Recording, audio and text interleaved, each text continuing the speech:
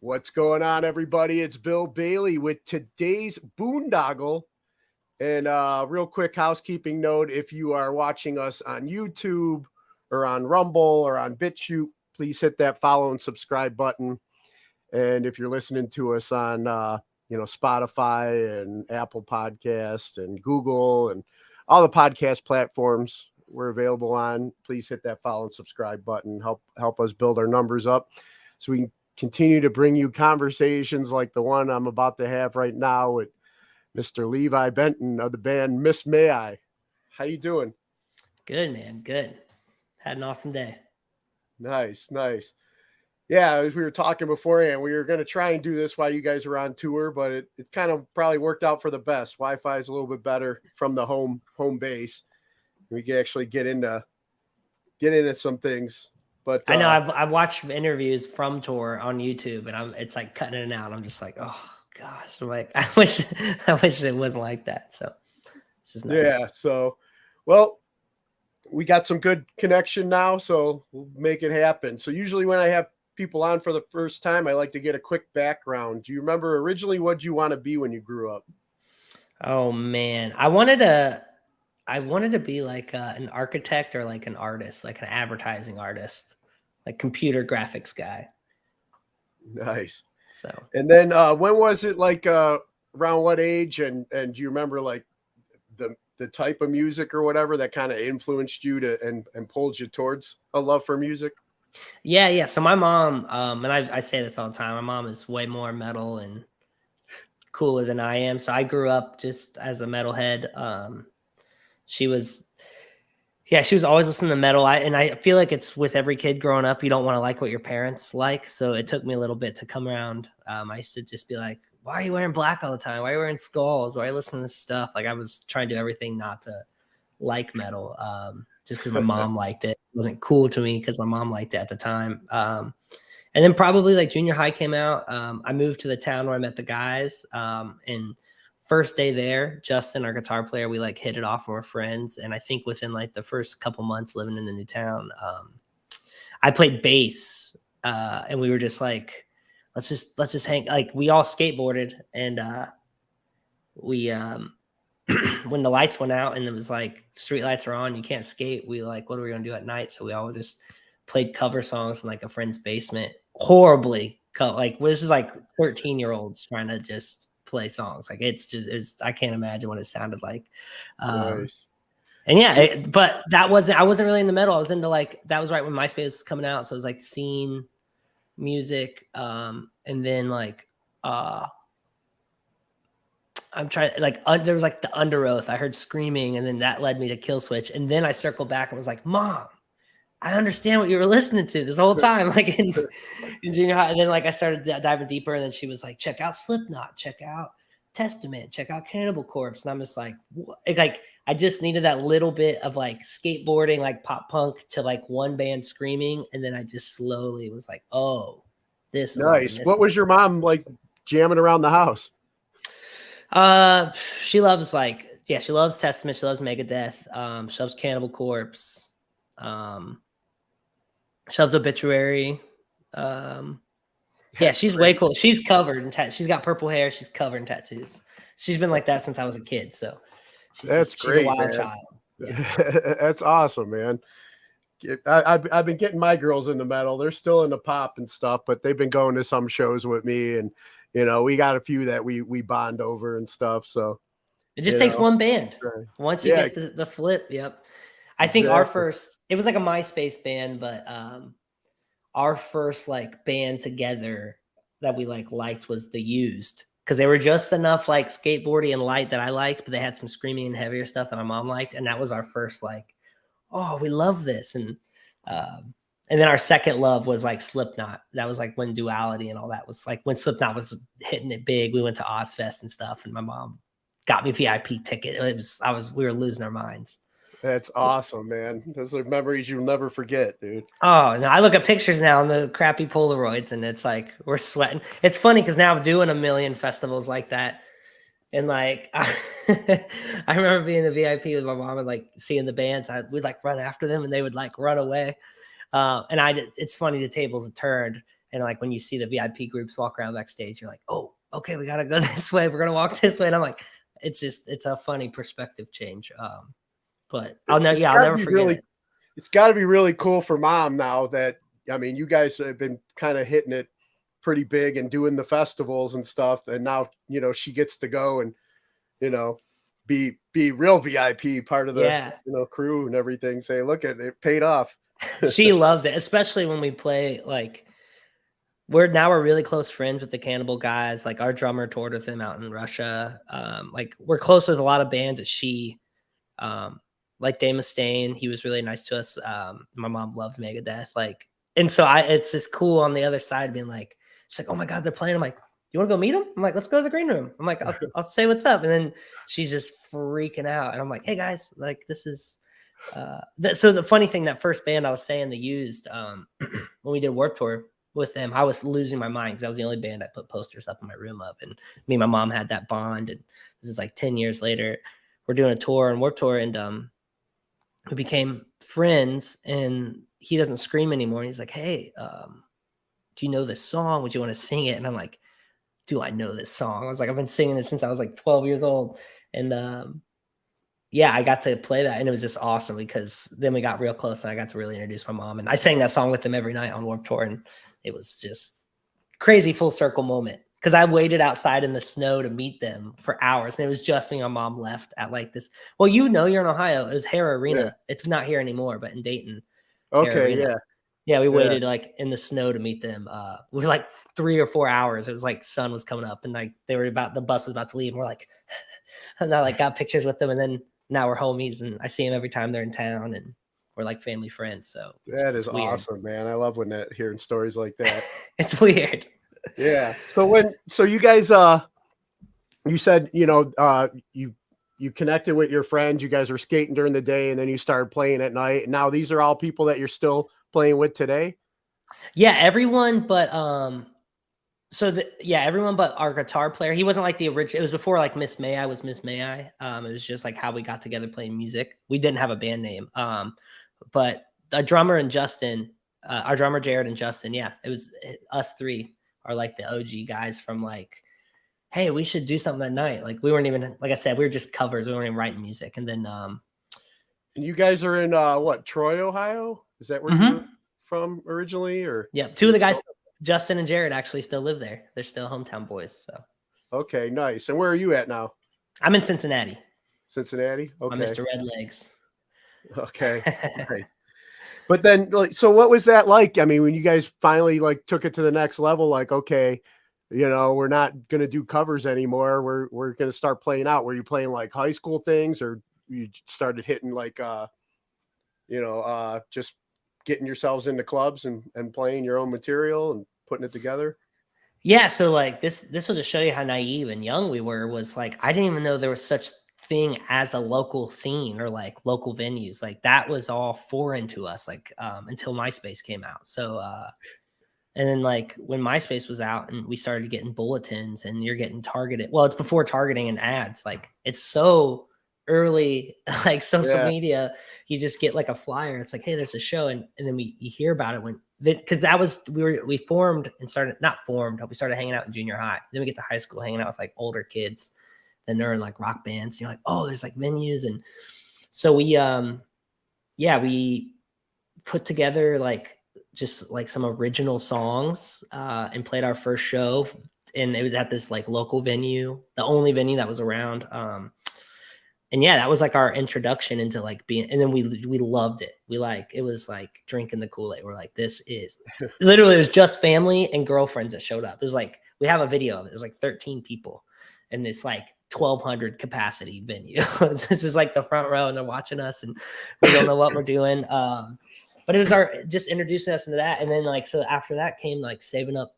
We all, or three of us worked at Burger King. We like saved up money to like do our first demos, which funny how the world turns out. But we hired this guy named Joey Sturgis, who became like a world renowned. He's like JST Tones, and now he's like done so many platinum albums. And like, but at the time he was renting a garage with a laptop and like getting bands on MySpace. We were all kids, and our drummer's grandparents actually took us to record because we didn't have our license, and we tried to record a few songs. We spent like that we saved up for, and I remember being in the vocal booth, like my first like take. He's like, "Oh, we're gonna have to work on something," and like it just everything. We just didn't know it was bad, and we didn't know what we were doing. But yeah, we just sort of dug in, and I like I am today. Like I'm still a web developer, but like at that time, I was like just very tech savvy, and like I said,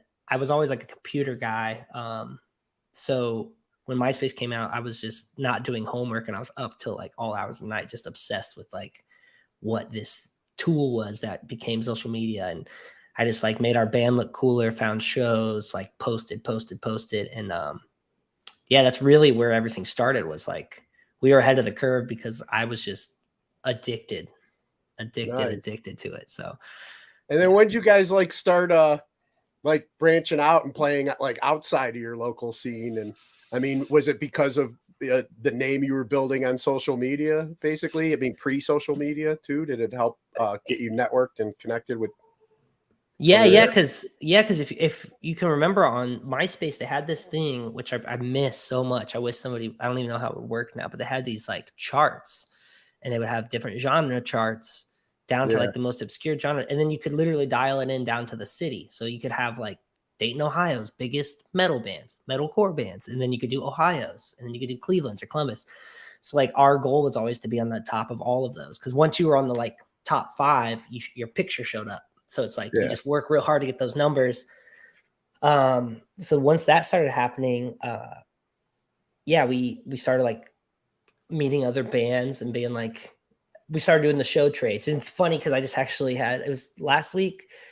He's a crew guy now. He's still in Icy Stars, but he's a crew guy now for another band, but he was in town, and we were talking about this same thing because my friend Britt, when we were like 14, 15 years old, they're from Cleveland, and I was just like, they were doing huge shows there. And because of our social following we built on MySpace, our shows were, it's like when, I know this sounds so jaded, but this is like when kids, like when people went outside more, like we were doing 200 something kids like at a local show. It was crazy. Like, cause there was nothing else to do.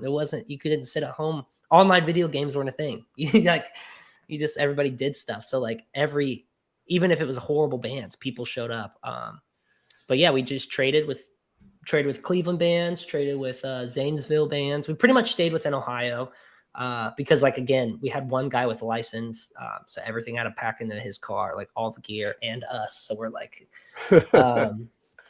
and he was the oldest one. He wasn't like in the band when we became what we are now, but he was like a grade above us, and yeah, it's mainly because he had a license. And then when we got BJ, who's the guitar player that's been since the beginning now, he was a grade above us too, so he had his license. So we had 2 guys with licenses, and we're like, oh, we can really. So it was us 3 that started the band. We had 2 older guys that wanted to be a part of what we were doing, and so that's how we started trading stuff. And then that's usually. I mean, you'd start networking with other bands in other cities and swapping shows and stuff like that, and start building the following there. And I remember, like, back in my day too, because I used to promote shows at like Peabody's and stuff like that. Pirates Cove. Yeah. And it was like old school, like, before social media, you'd take the band logos, you'd cut them out, you'd make a flyer, you put the dates on, and you go to Kinko's, and then you just go all over to like Record Exchange and all over the place and just, put flyers out, and it would work, and people would still show up because nobody was, staying inside. They all wanted to get out and be a part of something. Yeah. Every year in high school, literally like freshman, junior, sophomore, I signed up to be the library assistant. And the only reason I wanted that period and that job, access to the printer, right, was the access to the printer. So I had the big printer, and like the thing we would always do, just like in the 80s movies, I'd be like breaking the rules, like she'd give me some task, and I'm like, yeah, sure. And I'm like printing as many as I can, as fast as I can, and using the cutters. And I'd make all these flyers, and I'd give them to all my friends. And all day until leading up to the show, we'd just be throwing them in between class changes. And we're just like making a mess. And we did that all 4 years of high school. Dude, and then when hustle though, It is, but it's cool because we got signed while we were in high school, and once that happened, because Troy's such a small town, it was such a huge thing for the town that we got like worldwide recognition, and all of that. It was just funny because the school was like, "What are you doing? What are you doing, you kids?" Da, da, da. And then senior year, the school helped sponsor our first hometown show that we put on ourselves, and it was the school, like high school sponsored it. They were like, "Don't forget, 2 weeks, we got tickets available up at the thing," and they're selling tickets at the lunch, and we sold out this bit, like, because we did this huge show to save up for our first trailer for our first tour that we were going to do right after graduation, and it went from just like being punk ass kids to then the school was like, okay, this is On board. This is really Yeah, cool. that's awesome. So I'm always curious about names and how they came to be, but when did you guys come up with like Miss May I? What was the story behind that? Oh man, I really wish, especially all these years later, I really wish there was a really cool story to it. But honestly, it was just there's no meaning or anything behind it. I remember like the day we came up with it, and like where we were. But before that, it was like Day of the Locust. It was like all these random. We were just trying to do obscure things, and the reason was there was a stint of like 6 months where grindcore was just like the biggest thing ever on MySpace and just huge all over the place, and it was so heavy. We're like, that's like, it inspired us even more. So Day of the Locust and like Miss May I, like those names came from being obscure names, like grindcore names were. We just wanted to look really crazy on a flyer. We didn't want it to be like the typical metal names, because like at the time grindcore bands were like Panda Strike and Your Teeth Are Broken and like Purple Dinosaur. Like there was just these crazy, awesome, heavy grindcore bands that the names were oxymorons. So we sort of jumped on that, and then it just sort of stuck. We weren't a grindcore band. Well, yeah, we weren't a grindcore band. We appreciated it, but we could not play. Those guys were like, we were already trying to go as fast as we could, and that was like turning it up to 15. But we appreciated it and fell in love with it. But yeah, so it just stuck, and it really helped because it always off-centered flyers, so we always got really good placement because our name ended with an I, and it was unintentional, but it really did help because like it just made you immediately look at that name on the flyer. Nice. And then I thought you'd say something like, well, I was asking, permission to use the printer, the librarian to use the printer, so I'd always say, Miss May I use I know everyone. I wish there was a cool. Our symbol has a bunch of hidden meanings, so like the lion means a lot more to us. The lion has like the number 7 and number 5 hidden all through it. 5 is for there's 5 members, and 7 is 2007 is like when we formed. Oh, nice. So like, and then yeah, and then like in the title. Huh? Yeah, there's like a bunch of cool stuff. But yeah, the actual name itself is just something weird, and it worked. Yeah, it worked. And then so you guys end up, saving up after that big show, get the trailer, and start getting on a tour. And you said you got signed while you were still in high school? Yeah, so we were a little jaded. We actually didn't play outside of Ohio or tour until we got a deal, because this actually wasn't on our cards. Like we didn't send press kits, so we didn't. We weren't going to be signed. We were just having a good time in high school. Yeah. And we were like applying for colleges. Like Jared was going to be a blue coat for drums. Like we had all this stuff lined up, and then it was like senior year, we got the email. Well, what happened was we put up this. So I know it's big now with like Pop Goes Punk and all that stuff, but before that existed, we just put up a cover song of a rap song. Like this was, and we didn't own it. It was just like screwing around on MySpace. We were like, this sounds heavy. Like, and then we had a friend helping us. Like we had a friend that was in the Devil Wears Prada, who was huge at the time. They just got signed. They were on the first album. Like they were our idols. And they were actually, sorry, this will be a quick story, but they were in town, and they heard about us. Cause then while our plays were going up, we were pretty big for what we were doing. So everywhere we played would like sell out. Like we would play at this church coffee shop, and then the church was like, listen, you can't even, we sell 200 tickets at the coffee shop. We're going to bring a stage every time you guys come, and we're going to play in the gymnasium and sell 800 tickets. And like, it's like almost better than tour shows. It was just packed. And we'd have all these bands, and then Prada heard about that, and they came. We were freaking out.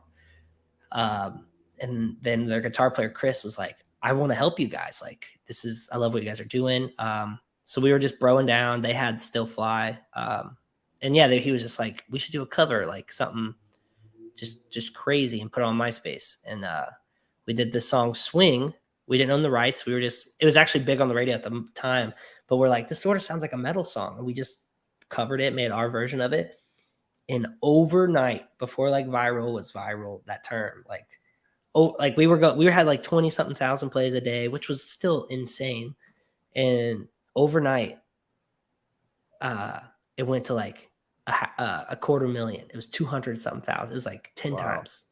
And I remember going to school the next day, and I remember exactly the class. I was in science, and I remember someone looking back and they're like, "What are you doing in your MySpace? Like, you bought one of those bots. You did something." I'm like, I didn't do shit. Like, I don't know what's happening. I'm like, this crazy. I'm like, my inbox is full. Like, it's crazy.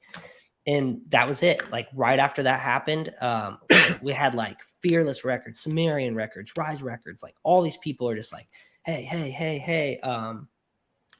And our friends Attack got signed, and Crimson Armada got signed, and there was like a lot of attention on that area, and that was our version to get attention. And we held out on touring until we graduated, because a lot of our friends dropped out of high school to go tour, and we're like I said, it wasn't really in our cards. We're like, I don't know if we really want to do this, so we're like, we're gonna finish school, we'll bring it back.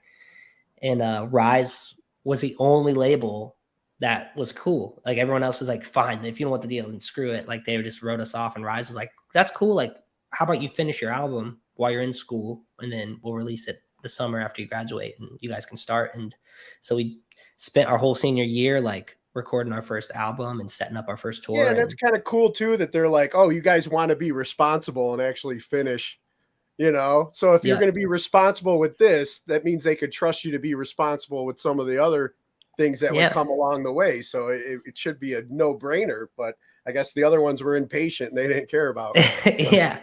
Because it's like, yeah, it's hard not to take that bite. We had that talk so many times. Like, there were so many parent meetings, and like us sitting in a circle with all our parents, like, and everyone's just like, what do we do? What do we do? And the parents like, I don't, because we weren't old enough to sign our deal.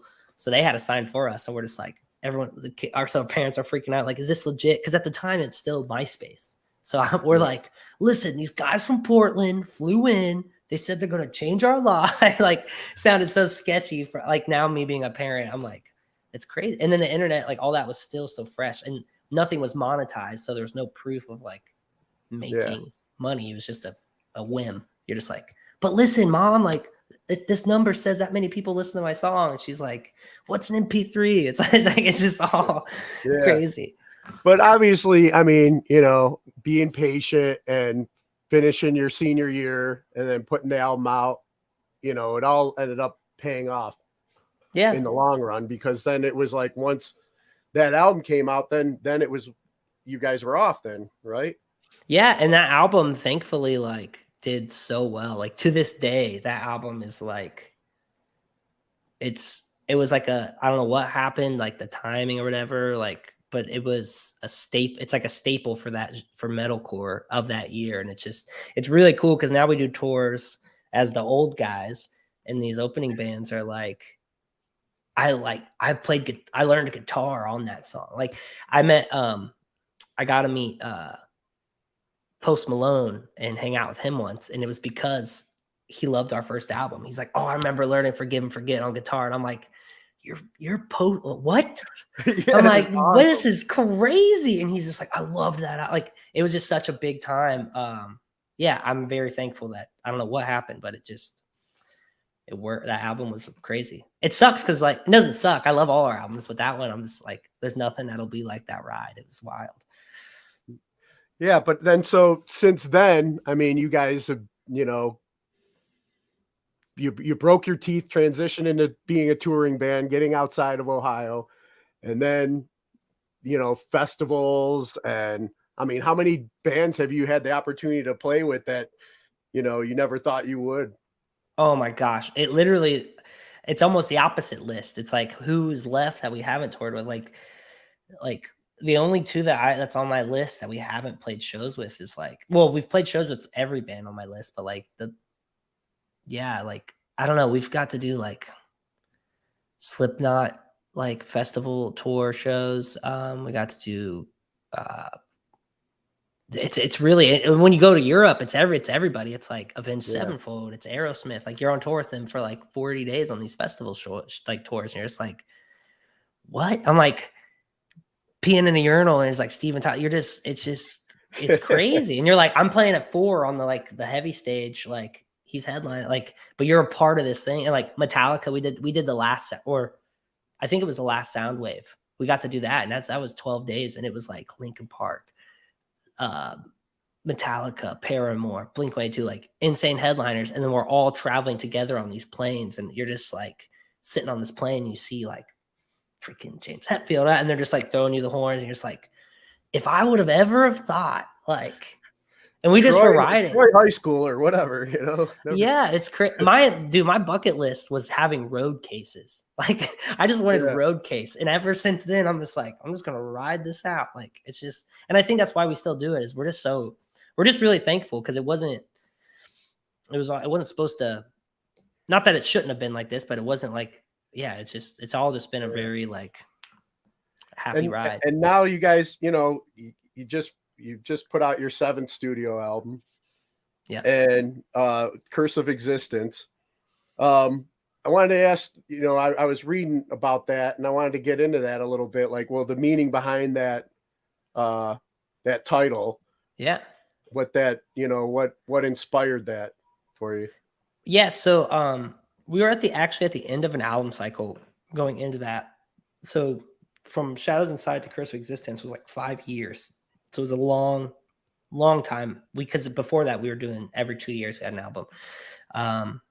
And yeah, so obviously a lot of it had to do with the pandemic, but before that we were going through just weird times because a lot of stuff was changing. Like I moved to California, like Ryan and his girlfriend broke up of like 7 years. I was about to have a kid. Like all this happened before the pandemic, and then pandemic starts, and then Justin has a kid. All of these were like planned, but it's just like life is changing so much. And I think what really hit us was like we never really had to like grow up or like deal with real life until the pandemic, because we've been riding this for like a decade plus. It was just like tour, album, tour, award show, blah, blah, blah. It's all these like butterflies and rainbows, and then the world stops, and you're like, oh my God. And then it keeps stopping, and then shows are gone, and then revenue stop, and you're just like, oh, and then like kids on the way, like it's all this stuff. And it was just like it made us like grow up like overnight. Not that we were immature, but just like really like life just hit us like a freight train, because everything we built just was taken from us. And yeah, so after that happened, then the studio got pushed back again. So we're like, are we even going to be able to do an album? Like, are people going to still listen to us? So like we had all these thoughts. And yeah, we go into the studio and we start writing, because we don't really write lyrics until we're in the studio. And we're like reflecting on everything. And all the songs sort of had like a topic of like, of just these like trials and like just crap we were all dealing with stuff. Everyone was in their own unique dark place, and we were all like working on it together. Like BJ still hasn't played a show with us since. Like he's not recovered yet. Like we've had fill-ins. Like we just did 2 tours, and BJ like hasn't left his house and recovered. Like he's just in a weird mental spot. I was like in the darkest place I've ever been. Right. Yeah, I read some of that, and you know, I was wondering if you're cool opening up and talking about that. You know, some of the because I mean, most of America was, you know, in the same space, especially our youth, you know, and just the mental health struggles and the isolation that we were forced into and stuff. And like, kind of how did, I mean, you were very vulnerable with this album, Yeah. you know, sharing a lot of what you were feeling and going through and stuff, which I believe definitely will, you know, be a benefit to help others. Yeah, you know, for sure. that listen to it and stuff. But like, talk about that, you know, being able to, was that like therapy for you to be able to get a lot of that out or speak it, you know? It really was. And it's sort of like ever since writing it and putting on this album, I've like had no filter. I like tell I'm like, that was the hardest thing I've had to like puke out and say. So ever since then, I'm like, I'll just say anything now. Cause like, yeah, I think it's with the isolation and self-reflecting, especially just being on the high of being in a band and that taken away. Like, I feel like a lot of band guys, all like tour nonstop and it's like such an adrenaline rush. It could be in the perspective of like you're trying to escape something. That's why you're doing this so much. Like that's why Yeah. you do the bands. Why you do this because you're trying to escape real life shit. And then real life shit just hit everybody at one point. I just watched an interview with Trevor from it was his last interview he did from Black Dahlia, and it just sounded like we were in the same head spot. Like, and he was dealing with a hard time, like, because he was like, he's been doing it longer than I have, and he's like, I never had to deal with stuff until now. Now it's just me and my thoughts, and he's like, it's horrible, and Yeah. and that's what I was dealing with, and I just like what put the cherry on top of my situation was like I just moved from California back to the Midwest. And I was working on this house or working on like where we live now, like this remodel, and like all my funds and my friends and everything. Like, so I already lost my friends because I'm like, I'm going to do this new thing, and all my funds leave because it like touring and music just stops. And then, so I'm not seeing my friends anymore. And then it's like, I ripped the roof off this place. It's freezing. It's like the cold Midwest. And I like, don't even know how I'm going to afford to finish it. Like I had just all this. And then like my wife's 8 months pregnant. Like I'm just like, and shows and tours just keep getting canceled. I'm just like, what is that? You just start. It was just horrible. Well, and that was just my narrative. Like everyone has their own narrative. It's crazy. Yeah. And you brought up a good point too, is like, I mean, the touring, the constant touring and playing out and writing albums is like, you're avoiding, any uncomfortableness or whatever that you might have to deal with, like, I mean, I'm in recovery, and I know my avoidance was drinking drugs. I'd have to numb because I didn't want to deal with feeling and any uncomfortableness and stuff. And I've been learning now through sobriety how to, try and deal with life on life's terms and stuff, as they say. But, I could see how for that beginning when I first, I mean, I've got 13 years now, so it's like, I've got some tools in my tool belt, but when I had to finally, like, that first year of having to start dealing with stuff, those first couple of years were tough. So I can't imagine, like, that was almost something similar you guys may have been going through. Like, I have to deal with life on life's terms. It's not all on a tour bus and being a rock star. You know? Yeah. And that's exactly what it was. And like, and that's what all our friends, like, there's a lot of artists that we lost during that too. Like, it was crazy. Yeah. I think that was one thing we could all relate. And, I didn't see it as like a positive light until doing the album, because I couldn't even focus on doing the album. It was like, and honestly, I love this album, but it was like my least favorite to write, because like that's the last thing I wanted to do was go into the studio. I didn't want to do anything, which I know a lot of people felt that way. But so when I went in, like the lyrics, the tone, it was just so negative and so like, it was just so shitty because I just couldn't see and we've always been like a positive band.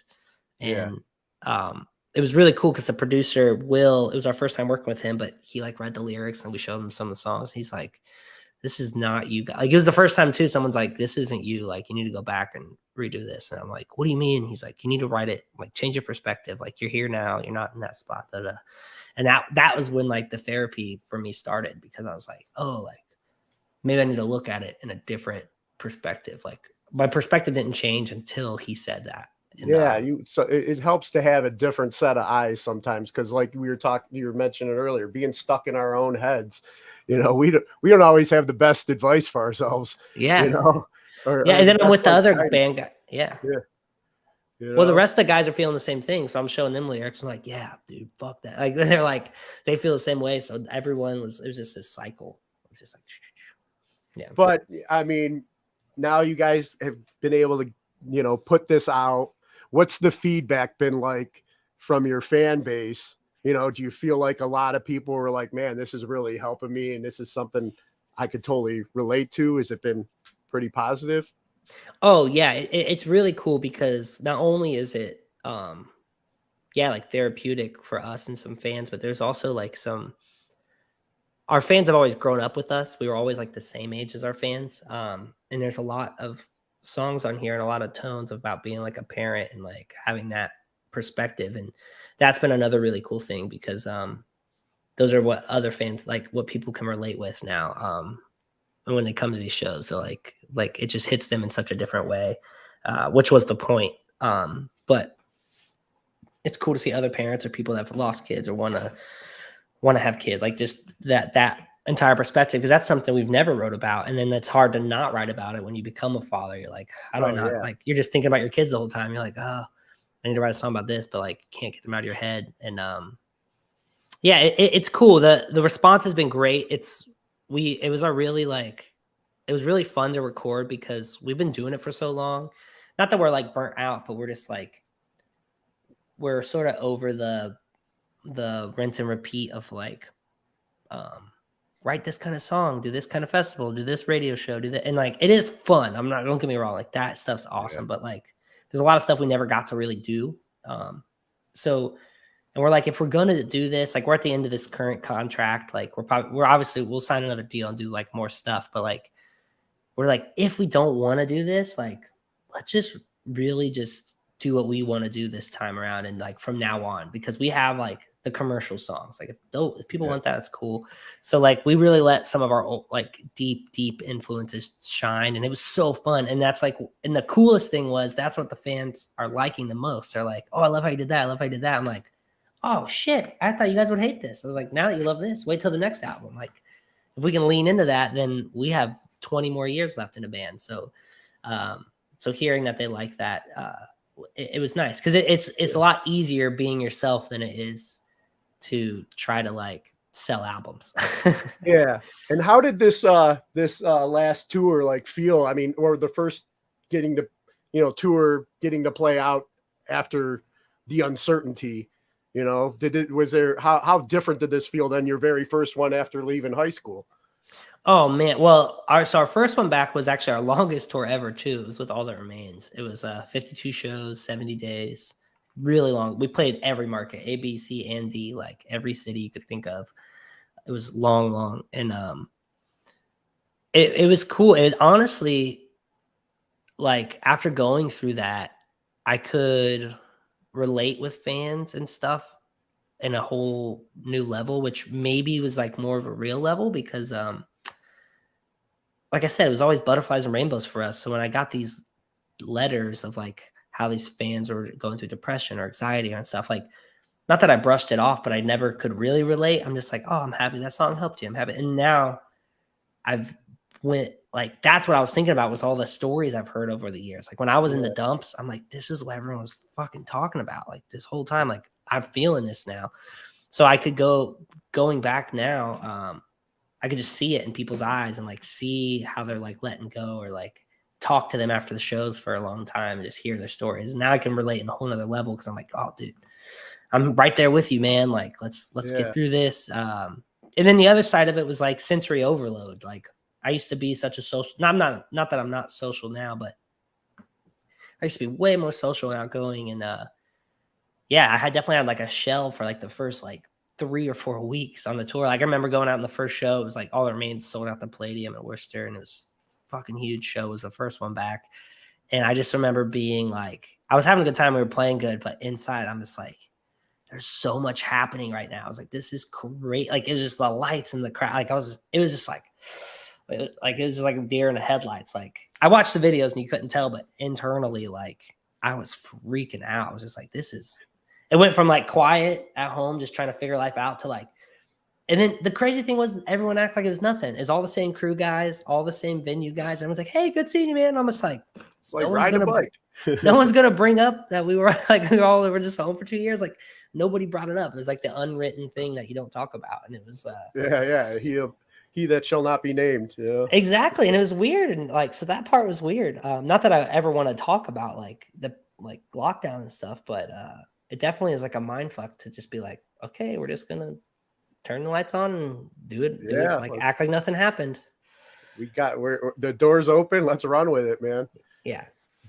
So I wanted to ask you a little bit about a different subject too that I read about you guys. That some of the members of your bands are Christians. I myself am a Christian also, and I've noticed.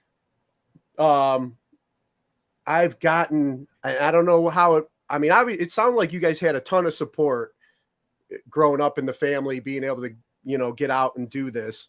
But I've run into some, in my own community, in my own church group sometimes, because I still listen to, secular music. I go out and I'm a big metal fan. I go out and I go to shows and stuff. Did you guys ever run into any kind of, like resistance from, fellow Christians or whatever? No, not really. So our story is a little weird because we really get coined a Christian band from our first few songs we were ever released, in that we were side by side with the Devil's Prada. I was really the only Christian in the band, but I was leader of the lyrics and leader of the band. So I feel the other guys weren't. So it was really it was really an unsaid thing. The only thing that was weird was when we got heavier and just into different cliques and communities. That was just weird because it would come up but didn't you write that one song? Didn't you do this? Didn't you do that? And you're like, yeah, but it's just you grow with things. So that was the only weird thing. It was to just deal with that, because once you write something, it's there forever. Once you release that song, it's a bookmark. So we had and then I would have the guys giving me crap. Not that they're against anything. It was just we don't. So that message was it was never a main message. It was it was weird. We never, if anything, the Christian community really helped us, because at that time there was a huge explosion of Christian metalcore bands. So me being a Christian and being the voice helped sort of get us into those those shows in that world as well, during that spike, because if I was always the one doing the promotions and doing the talking, so it's if the other guys were, who knows what they would have said. Not that it would have been disrespectful, but it was easier for me to be oh yeah, my guys will be good, this is what I do. We're a bunch of good Ohio boys, and I just had to keep everything under wraps. But and I think just with that mentality, I think it bled into our music, not verbatim, but more of just the energy that we put on, because, and I think now hindsight, all the years and music we've released as a band, it's cool because it's all just it really is just supposed to be a pick me up, energized, inspirational kind of music. We just package it in a metal band. So it's it's just packaged differently. We have the skulls, the big middle finger, the songs, all these parts, but there's always a resolution. There's not one Miss May song doesn't have a resolution. And that's what Will was saying too. He's that's not you guys. You guys are, people put you on to have this kind of feeling, goes back. And that helped, because the first time in 7 albums, we came in with a negative album and we're fuck this, fuck that. Everybody's we're just so upset. So yeah. Yeah. No, I mean, the only reason why I asked is just because, like I said, it's some of the stuff that, it's it's a personal relationship that we have, and a lot of other people, sometimes it feels like they want to make your personal relationship about their personal relationship, and we're not here to be perfect. We do the best we can. And, I saw how the community treated Brian Welch from Korn when, they, he left Korn and he's a part of us. But then when he decided to go back, a lot of them turned around and crapped all over him. And it's just I mean, you guys aren't going to go to these places and try and reach people, Yeah. So, I mean, and it's not being preachy or anything like that. It's just, this is my beliefs, and it usually shows in how I walk and how I treat others. Yeah, for sure. Yeah. And I think that's the important thing. It's not about beating people up with it and and I don't know, it's just how you can treat others, and where, I mean, I if you look back at the main guy in the Bible, Jesus was hanging out with a lot of, people that, the legalists wouldn't, so, Yeah. but I just wanted to, I had read that and it was something that I'd been dealing with. So I wasn't sure. I wanted to see what your guys' flack has been, but it sounds like you've had a positive support system. All Yeah, through yeah. the The time. only first big thing was, yeah, like when our first album, we dropped like an F bomb, and it was like right with like say your fucking prayers, like that was the lyric, and that was our first big flack because like we grew up playing like it wasn't even that we were negative guys. It was the right lyric for that part. Like in context, it was what needed to be said in the song. And like we grew up in like playing, like I said, we played that coffee shop at church. Like in Ohio, you grow up playing like church halls. Like that's just where the venues are. Like, and at Yeah, that or time, that's how VFW it or something. was. Yeah, Yeah. that's how it was. So like we definitely got flack when that happened. But ever since then, it's been great. And I actually meet a lot of really cool Christians and positive people that you would never think in other bands. You're just like, or like people that just want to have those conversations. You're like, wow, I would never have thought you wear corpse paint on stage. Who would have thought? Exactly. Yeah. I mean, since I've been in recovery too, I've gotten to know, and I do a lot of recovery with a lot of, because of I've been blessed with this opportunity to talk to a lot of people in the music world and network and form relationships. And they invite me into some of their recovery groups. And it's like some of the guys who never thought, we're Christians Yep. are Christians. And it's like, because, I don't think it's like a one size fits all, you shouldn't box it, put it in a box. And a lot of people seem like they want to put it in a box, and Yeah. it's like, what? Let it. I don't know. Like I said, people by their heart and how they treat others. It's not about preaching. It's about how you make other people feel. And, I always try and be positive and treat others how I want to be treated, Yeah. Yeah, for sure. And, so the album's been doing pretty well. You guys, already working on the next one or have, what's the goals coming up for Miss May I? So we have some ideas for like a re-release that we really want to work on. We have some like we have songs we actually wrote for like a re-release or some cool things. We have we have this yearly show called Relentless Eve that we're actually changing and branding to something bigger that isn't announced yet, which we're really excited for. And yeah, we're gonna pick back up on touring and being more active. We're supposed to be in Europe right now. Like I should be on this call in Europe, but we had to cancel that tour.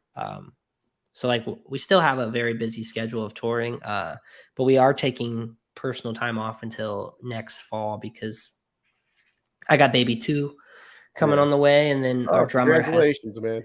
Thank you. Yeah, and our drummer has his first little one coming. So we are actually like a dad band. We are the most dads per capita of a band I know. That's awesome. So 3 of us are dads out of 5. And we love it. Yeah, like we have. Yeah, it's a life changer, man. I got 2 It's the daughters, best. and I used to run hard with the as a promoter here in Cleveland, and running with the bands and hanging out backstage, and that's where a lot of my problems happened with my addictions and stuff. It was like an open door, and then I had my girls, and life had to change, man. And it just I hit a place where it's just like I needed to change, and thankfully it happened after my last deployment, and I came home, and I've been sober 13 years now, and my daughters love hanging out with me. I just took them to see Five Finger down in Columbus. Yeah, it's awesome. I mean, I'm friends with Chris from the band, and it's just like we get to do these things together now, and they're all grown up, but I look back at the early days, and I was still kind of in my addiction, and I got sober when my youngest turned 5 and my oldest was 8. So that was still young enough for me to kind of rewrite and erase some of the bad memories of their youth of me. Yeah. But I there's days I beat myself up wishing I would have been fully there, for the ages that you guys are experiencing now, man. So enjoy it, Thank you, man. Yeah. We brought my daughter Jax on tour. She did like 4 weeks of the All That Remains tour. She did 3 weeks of our headliner. Like, where so that was like the only thing I was being a diva about. But I was like, the family's coming with us. Like, but it was like changing the mold. And the cool thing was like All That Remains and these bands that have been doing it longer than we have were like, who have kids at home, like, wow, I've never thought like I could bring our kids out on tour. And I was like, we'll make it work. Like, we'll figure it out. And like, that's what we've done. Like, I sleep on the couch when they're out and they take my bunk, and we have a baby gate by the stairs on the bus, and like just change things up. And then, That's awesome, man. it's cool. Yeah. And like when I go to these venues that I've played 100 times, now I'm like, where's the closest child museum, or where's the closest park? Like, I enjoy it in a whole new way. And I'm in bed by 11 and I'm like, I gotta get up at 7 because we're going to get breakfast. Like, it's a whole new appreciation for touring and traveling. Than it used to be, like me being jaded, like it's raining, I hate this venue, God. And like, I used to just be, and I look back at those times, I'm just so happy. Like, yeah, that's changing now. I'm actually on my sober journey at the moment. I'm like 40 days in, but after this last tour, I was like, awesome, man. Congratulations. No, thank you. I had a mine might, I don't know, getting to it was a little different, but I had like my first like hardcore one. Like, I guess this is transparent. I've never really said in an interview, but like heavy psychedelic trip on this last tour. And it was so like amazing and like eye-opening that I was just like, I just dealt with a lot of stuff during it. And I was like, I don't think I need to do. I know what I need to do. And it was so easy. Like the next day I was just like, done. Nice. And it's just been, I never looking back. And I feel it's been the best detox. And like, life has exponentially changed since. And I'm just like, this is what I want to go towards. So, dude, it's awesome. Beautiful, man. And there's a huge support system in the music world, man, for touring musicians that I've had the pleasure of, getting to meet and be a part of. And now it's like, when these guys come through the area, they're like, Bill, come on down and hang out. And it's just like, I don't have to worry about no shenanigans. I'm being invited. Before it was people didn't want me backstage because I drink half their rider. And now it's like, come on and hang out. We're going to just, be like real dudes talking about real life and, having a good time, So if you are interested in connecting with any of that, man, you can hit me offline or whatever. And get you connected. Yeah, I'd love that. That'd be awesome. And then, so I know we went a little bit over the time that you gave me. I apologize for that. Hopefully you've been having a good, we've been having a good chat here, but, before we get ready and wrap up, you mind answering some of the questions I normally ask? Yeah, for sure. So who are your top 3 musical artists? Oh man. For like inspiration stuff, I would say like In Flames, Darkest Hour, and As Lay Dying. Those would be my top 3. Nice. And the like what you're talking about earlier with like how inspirational this album could, writing these lyrics through this dark time to help, being vulnerable and helping other people out. Is there a particular song that you've listened to that's helped you during similar times out there? Oh man, like I needed to like, I actually went back through music and like listened to songs. A lot of actually I gotta find the title of it. A lot of Linkin Park songs actually, which I used to think were just so commercial and like radio, but like towards like when he was in a really dark time, those kind of songs. The album Living Things really messed me up.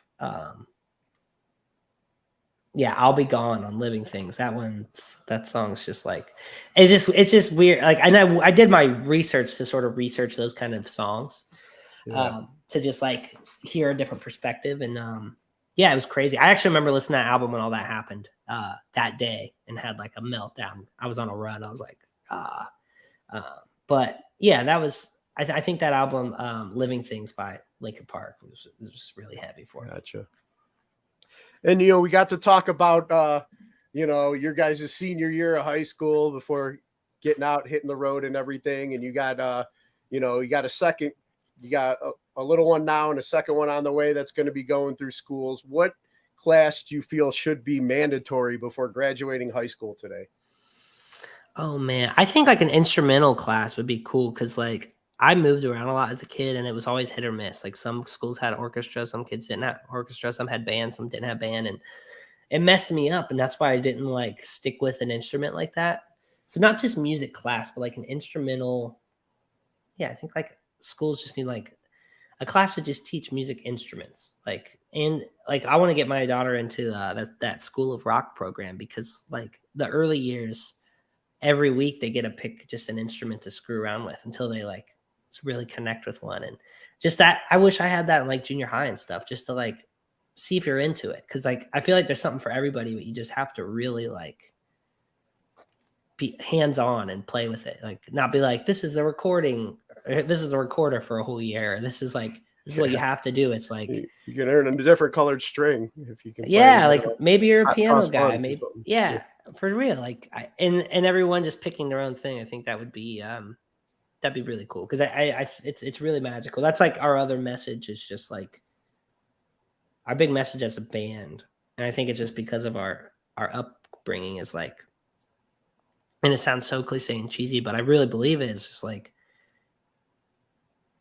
it's like you have to believe in yourself before you can like do that kind of stuff. And I think like music and being vulnerable and like expressing yourself that way is all just peeling layers off the onion, which like 99% of people I meet have so many layers. And I'm just like, if you would just let go, I'm like, there's probably so many just amazing artists and amazing stories and just intellectuals out there, but like they're so afraid and they just don't let go. And like, and obviously I had a different, I think because of our different like upbringing, I could like say it in a different way, but it is so true because everyone I've met on tour, it's because they've you rip off those layers and it's those kind of people. And it's like, and I see so many amazing people that don't see it in themselves. I'm just like, if you just relax and like, just believe in yourself and let it loose, like you could do so many amazing things.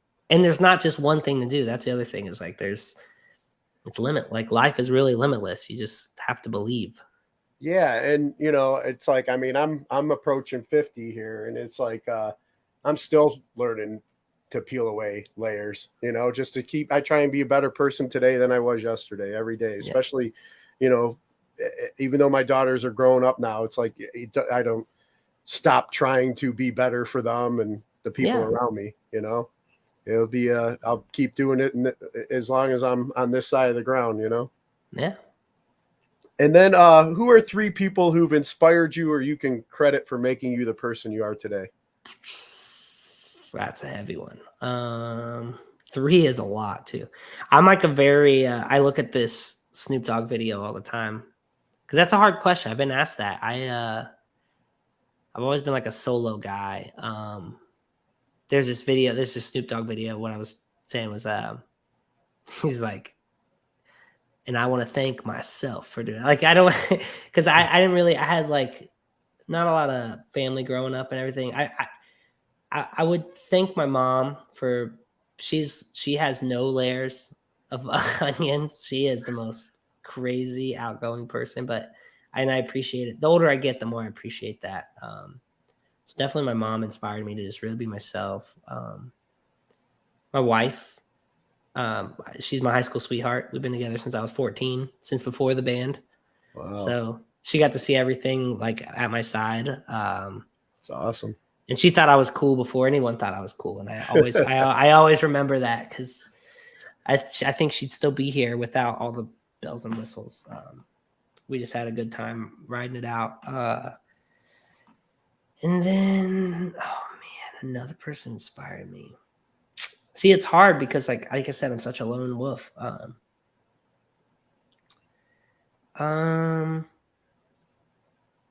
This is a good question. I needed this self-reflection. I guess would be like my grandpa. He's not around anymore, but my grandpa, because he was just so soft-spoken and incredibly kind, even through like, he was like a beagle. Like you could be so mean to him and he's still like the sweetest guy. And I think that really rubbed off a lot on me because like my grandma was not the nicest person, and he was still like he just let it roll off his shoulders and was so soft spoken, never raised his voice. Like he was very chill. So I think my grandpa. That's awesome, man. And then are there any causes or organizations that you support and encourage others to check out? It's funny. I just said I really don't have a lot of.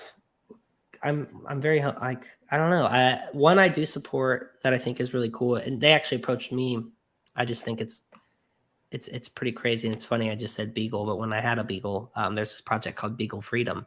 They actually approached us to do some promotions with them, and it was really incredible because I am vegan. I've been vegan for like 12 years. I'm not as much for the animals as just like health and like science of veganism.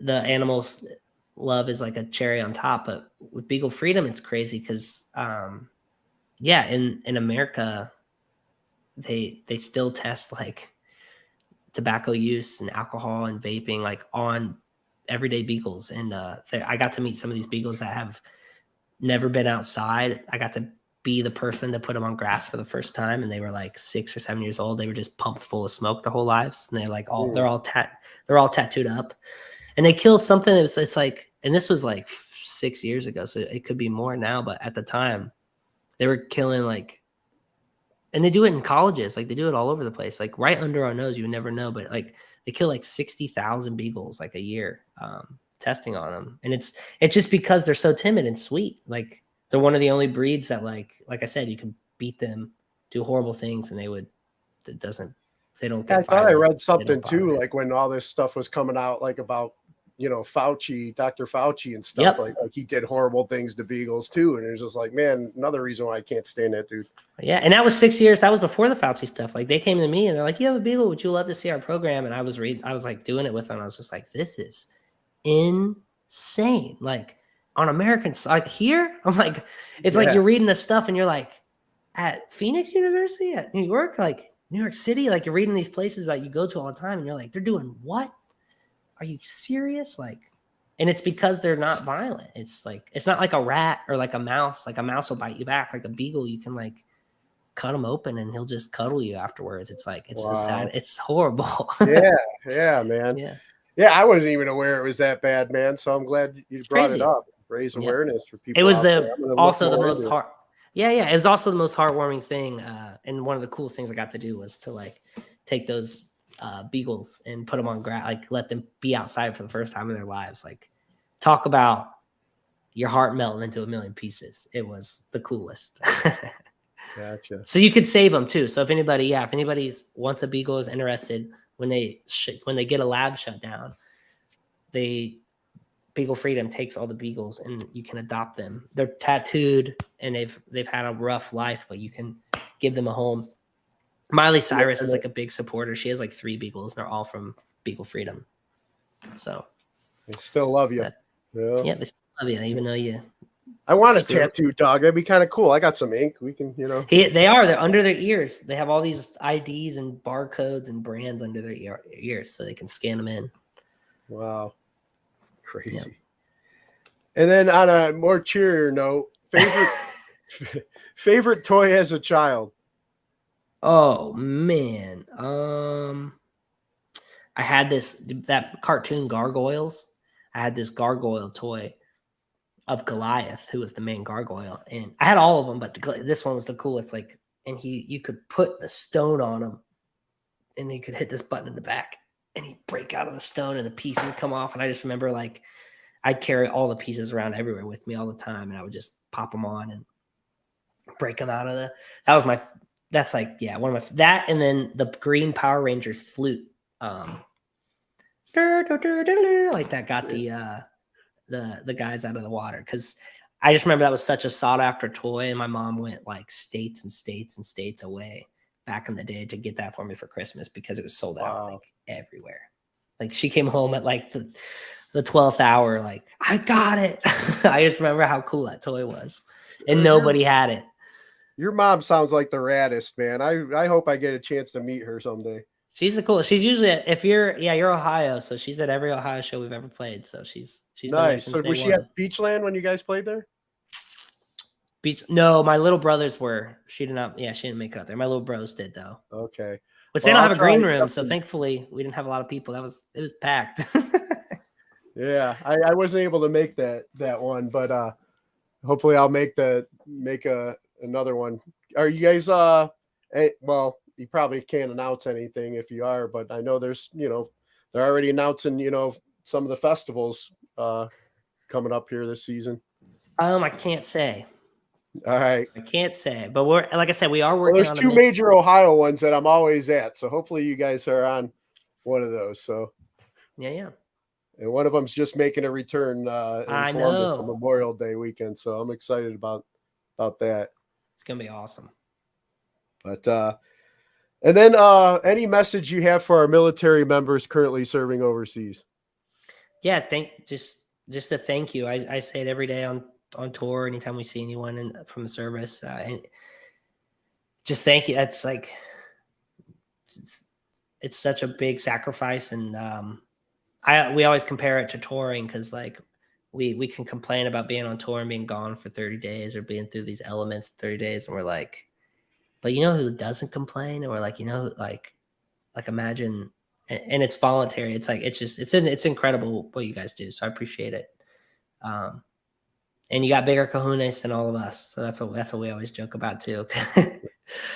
So And thanks, man. Hey, it's been really, thank you for being generous with your time tonight. It's been great talking with you and getting to know more about you and everything and the band. If there's anybody out there that may not, maybe new to hearing about you in the audience and wants to know more and support you guys, where would you send them? MissMayImusic.com. Okay, great. And they can find everything off of there. Yep. Awesome. Man, thanks so much for your time. Real quick before I let you go, you mind doing me one last favor? Yeah. What's up? You mind cutting a promo ID for the show? Just introduce yourself and you're listening to today's Boondoggle. Yep. What's up? It's Levi from Miss May I, and you're listening to What's up? It's Levi from Miss May I, and you're listening to today's Boondoggle.